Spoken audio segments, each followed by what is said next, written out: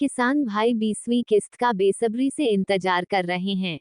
ये योजना लगभग 9.8 करोड़ किसानों को लाभ पहुंचा रही है और कृषि क्षेत्र में एक नई आशा की किरण बनकर उभरी है।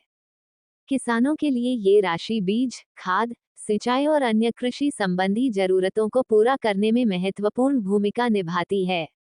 प्रधानमंत्री किसान सम्मान निधि योजना भारत सरकार की एक महत्वपूर्ण पहल है जिसका उद्देश्य देश के छोटे और सीमांत किसानों को आर्थिक सहायता प्रदान करना है। इस योजना के माध्यम से सरकार प्रतिवर्ष 6,000 रुपये की राशि 3 समान किस्तों में किसानों के बैंक खातों में सीधे स्थानांतरित करती है। प्रत्येक किस्त में 2,000 रुपये की सहायता राशि शामिल होती है जो किसानों की बुनियादी जरूरतों को पूरा करने में मदद करती है। सरकारी अधिकारियों द्वारा दी गई जानकारी के अनुसार प्रधानमंत्री किसान सम्मान निधि योजना की 20वीं किस्त जुलाई महीने के पहले या दूसरे सप्ताह में किसानों के खातों में पहुंचाई जाएगी। पिछले महीने जून में थोड़ी देरी हुई थी लेकिन अब सभी आवश्यक तैयारियां पूरी हो चुकी हैं। सरकार ने स्पष्ट रूप से बताया है कि इस बार कोई देरी नहीं होगी।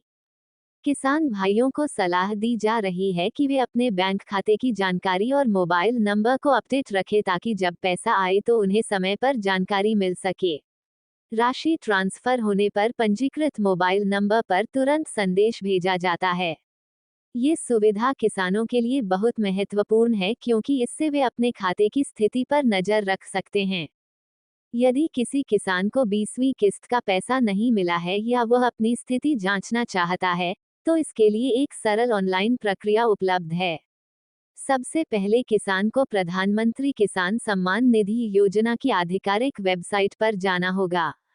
होम पेज पर फार्मर कॉर्नर सेक्शन में नो योर स्टेटस का विकल्प मिलेगा। इस विकल्प पर क्लिक करने के बाद किसान को अपनी रजिस्ट्रेशन संख्या और कैप्चा कोड डालना होगा। फिर गेट ओटीपी पर क्लिक करके वेरिफिकेशन प्रक्रिया पूरी करनी होगी। एक बार यह सत्यापन हो जाने पर किसान को अपने खाते में जारी सभी किस्तों की स्थिति और तारीखें मिल जाएंगी। ये प्रक्रिया बहुत सरल है और किसी भी समय की जा सकती है। प्रधानमंत्री किसान सम्मान निधि योजना का लाभ लेने के लिए कुछ निर्धारित पात्रता मानदंड हैं। सबसे पहले, किसान की कुल वार्षिक आय 2.5 लाख रुपए से अधिक नहीं होनी चाहिए। केवल लघु और सीमांत किसान इस योजना के लाभ के पात्र हैं।